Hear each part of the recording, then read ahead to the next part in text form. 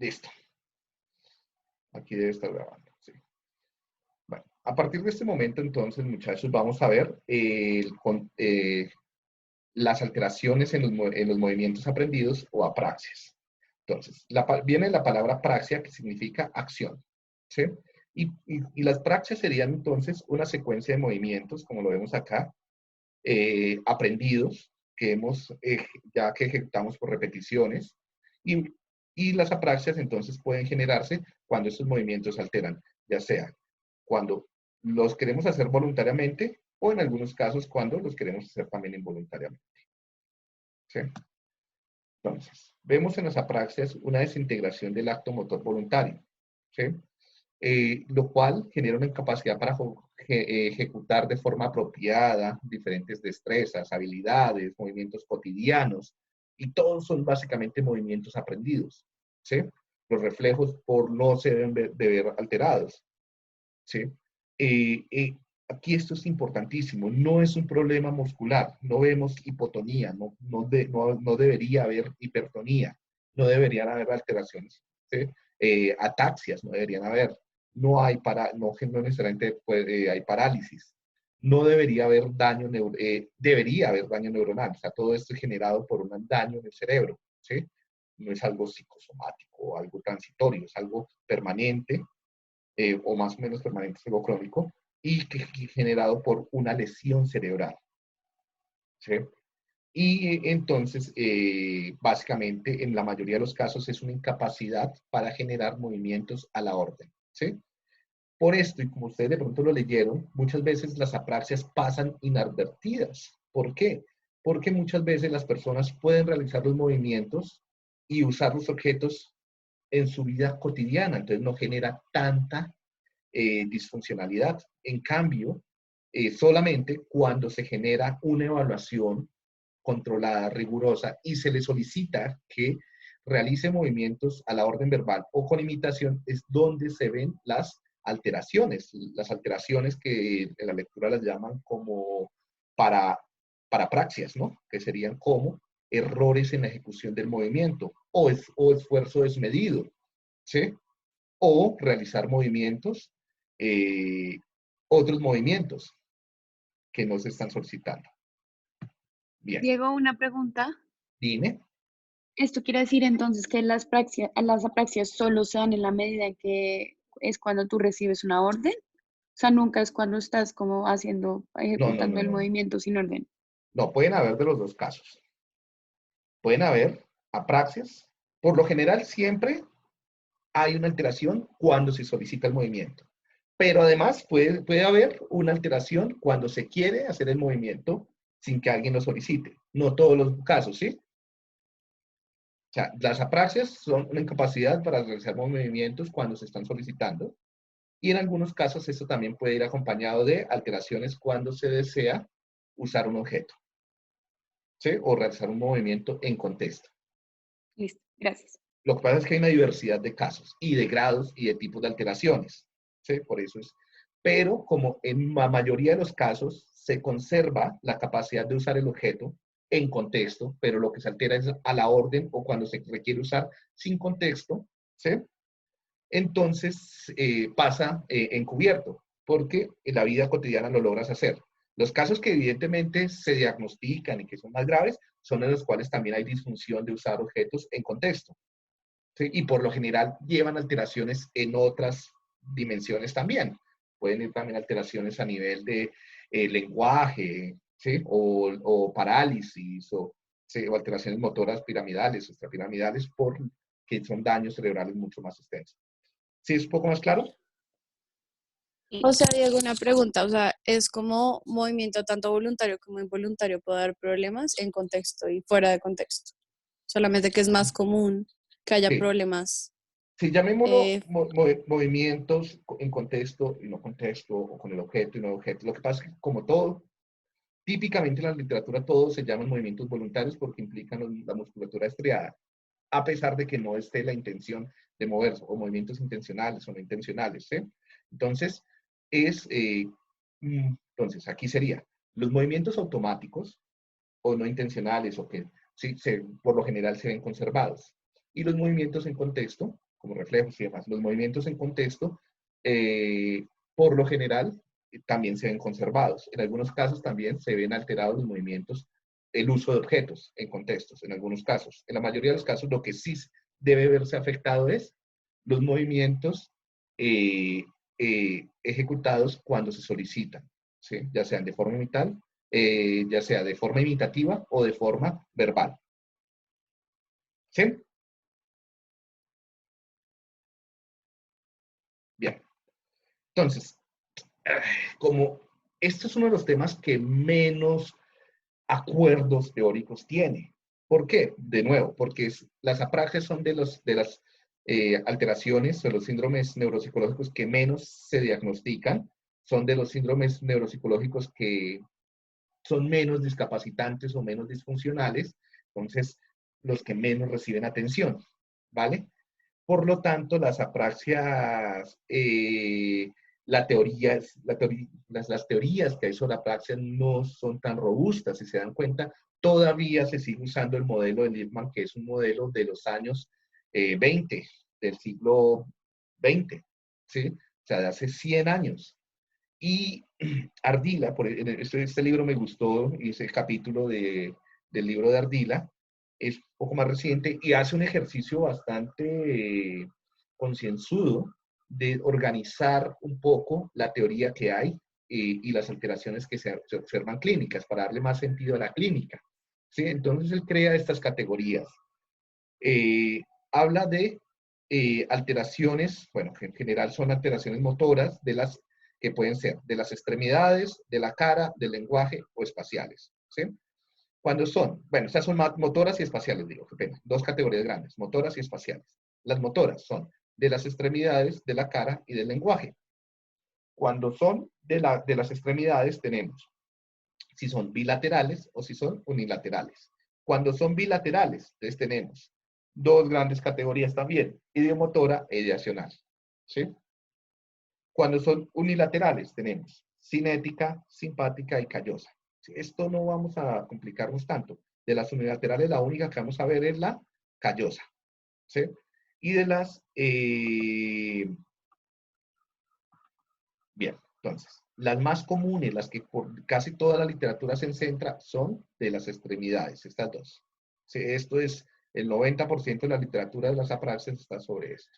Y el otro día se está sobre las del lenguaje, pero más como dispraxias, como alteraciones de apraxias del desarrollo del lenguaje. ¿Sí? Porque es muy común en niños.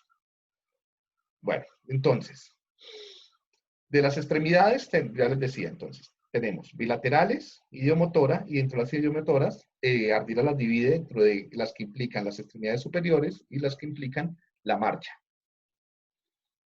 Bien, entonces vamos a ver algunas de estas categorías. ¿Alguna pregunta sobre esta categorización de las apraxias?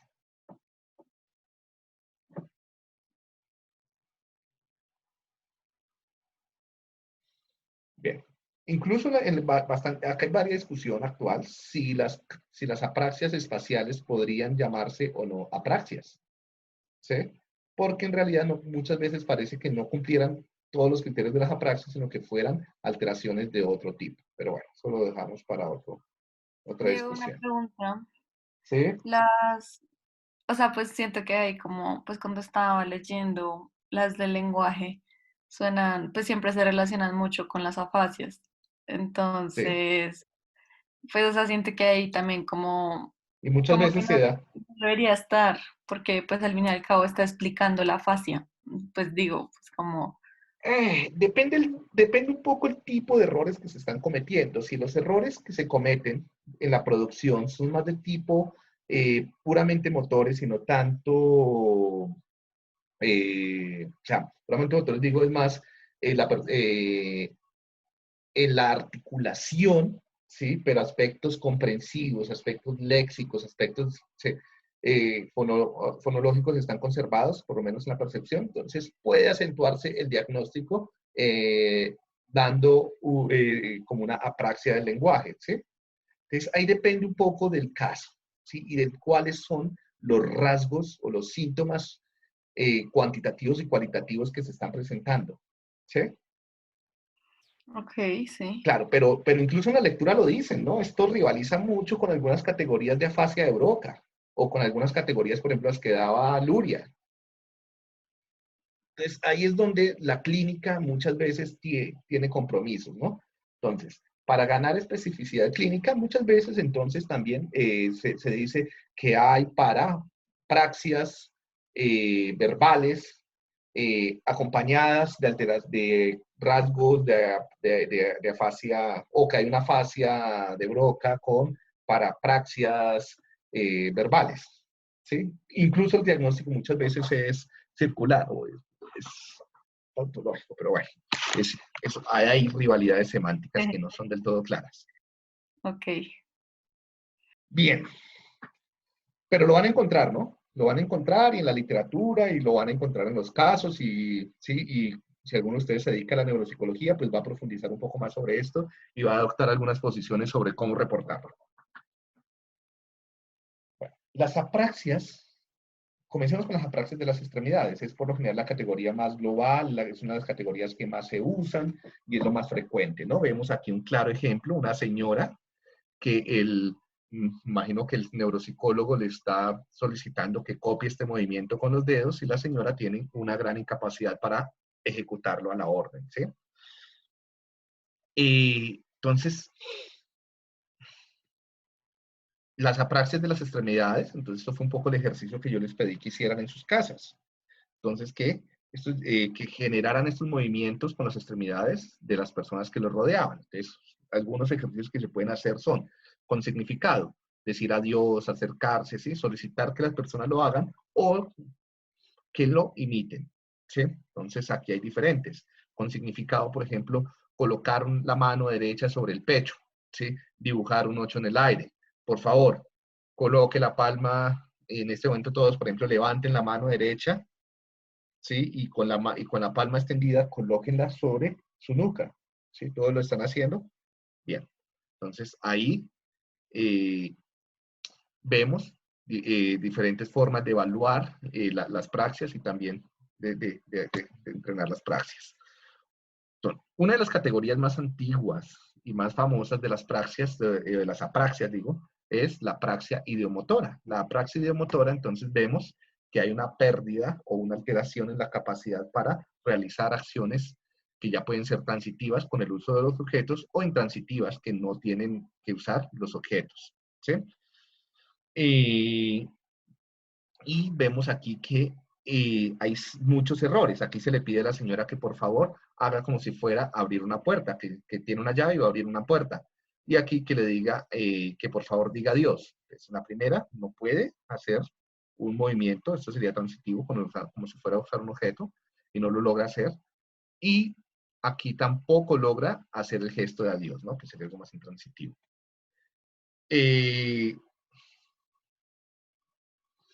Bueno, entonces son diferentes definiciones. Entonces, por lo general, las fallas están cuando se ve desprovisto del objeto, como ya lo hemos discutido, y hay también fallas durante la imitación. Bueno, entonces, algunas praxias que también se suelen evaluar son, por ejemplo, las praxias con significado, como ya lo vimos, que tienen significado social, como lo que hace Homero. Todos ustedes saben qué significado tiene, ¿cierto? Que hay algunos ejemplos más, como hacer el saludo militar, un juramento. Entonces, es importante, muchachos. Si ustedes van a chequear las praxias con significado, tengan en cuenta que la persona, uno, la haya aprendido, y, o sea, que esté dentro del repertorio de su cultura. Si es una persona que viene de otra cultura, del campo, ¿sí?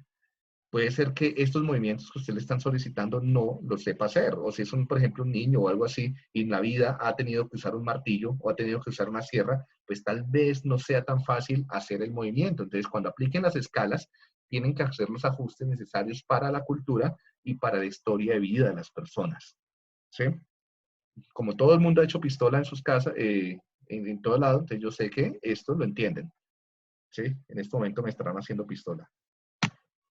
Bueno, entonces aquí hay algunos de los también ejercicios que se pueden hacer. Entonces, la praxia idiomotora, también podemos usar gestos que imitan el uso del objeto sin el objeto. Es importante hablarlo sin el objeto. Después podemos hacer evaluaciones con el objeto, pero para diagnosticar la praxia debes hacerse sin el objeto, ¿sí? Entonces, beber un vaso de agua cepillarse los dientes, peinarse. ¿Sí? O sea, lo que configura la praxia es que no se puede hacer sin el objeto. Puede ser que también hayan fallas haciéndolo con el objeto.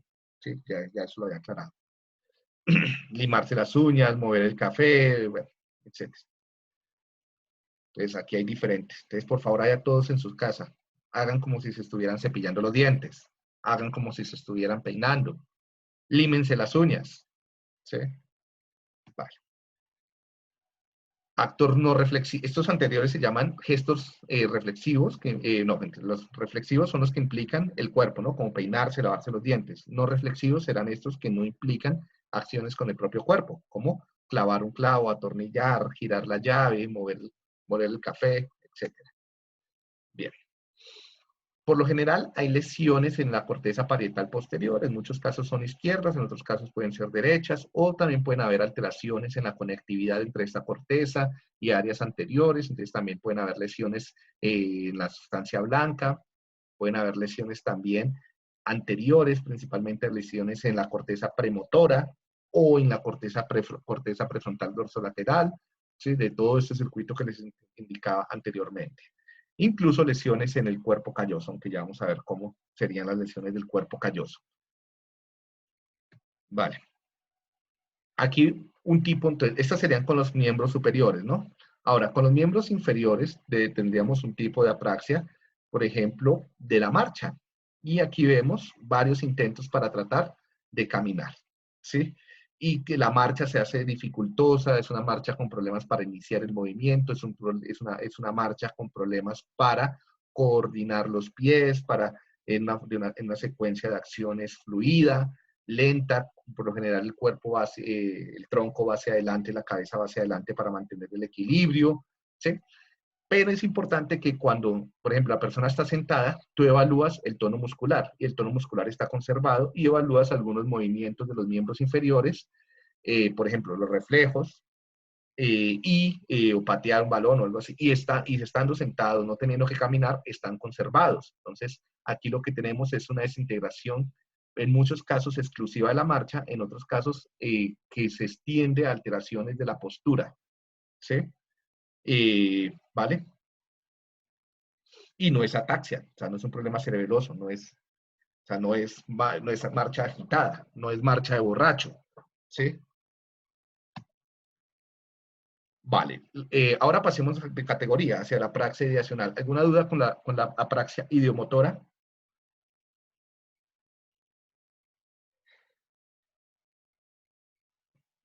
¿No? Bueno, entonces, en la apraxia ideacional es una de esas categorías, incluso leyendo todo esto, pues hacía mucho más conciencia sobre qué era la apraxia ideacional. Entonces teníamos, en la lectura de Ardila, hacen énfasis en que hay dos categorías de la apraxia ideacional.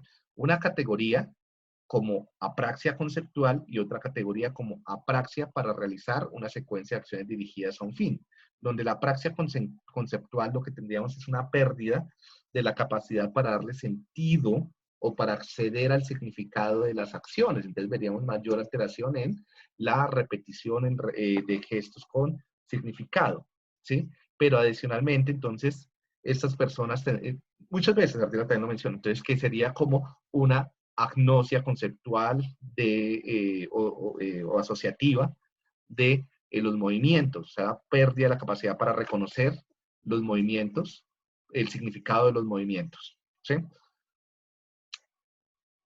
Esto, por lo general, y puede ser, va acompañado también de apraxia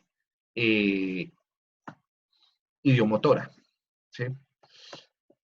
La otra excepción o la otra conjunto de síntomas es una incapacidad para realizar una secuencia de acciones dirigidas a un fin. Es decir, tengo que realizar una tarea compleja que requiere varias acciones individuales, ¿sí? Por ejemplo, yo les digo, muchachos, abran el libro y lean en tal página. Eso implica tomar el libro, abrirlo y buscar las páginas. O puedo hagan como si fueran a abrir un libro. En las dos causas, con objeto, sin objeto, pueden haber alteraciones, ¿sí? Ante la mímica o ante la orden. como les digo, hay una diversidad de casos. Entonces, puede ser que se presenten las dos cosas al tiempo, que haya una apraxia conceptual y puede ser que también haya una apraxia para la secuencia de acciones complejas. O puede ser que se presente una o la otra. Por lo general, en la literatura revuelven esto. Y es muy difícil de darle sentido. ¿Sí? Entonces, aquí hay que saber que muchas veces pueden ser dos categorías y dos grupos de síntomas diferentes. ¿Sí? Y que es bueno no solamente quedarse con la categoría general de apraxia ideacional, sino es en las evaluaciones sería mejor avanzar hacia qué tipo de alteraciones se tienen. Si son alteraciones asociativas conceptuales o si son alteraciones en la secuenciación de los movimientos en una tarea compleja. Bueno, entonces, por ejemplo, se le pide a la persona que meta la hoja en un sobre, que, por ejemplo, acá que sirva un café. Sí, bien. Acá hay diferentes tareas. Bueno, en general, las lesiones para la apraxia ideacional o ideatoria son mucho más difusas. No está tan claro. No es que haya un conjunto de áreas que siempre se dañen para que haya esta apraxia. Son lesiones anteriores, posteriores, son lesiones mediales, laterales. ¿Sí?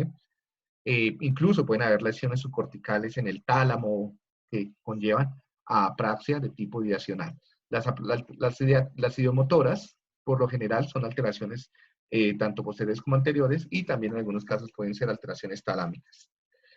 Bien, la apraxia callosa. La apraxia callosa por lo general compone algo que se conoce como el síndrome de desconexión. Aquí vemos un caso donde hay un tumor en el cuerpo calloso en la parte más posterior y generaba síntomas apráxicos de tipo calloso. El síntoma claro de la apraxia callosa es una incapacidad para realizar gestos con la mano izquierda. ¿Sí? Entonces, dado que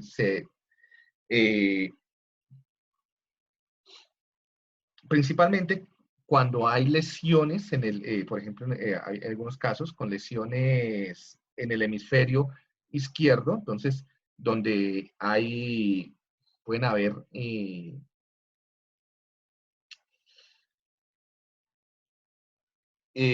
afasias, tengo una anomia yo en este momento, o cuando hay desconexión del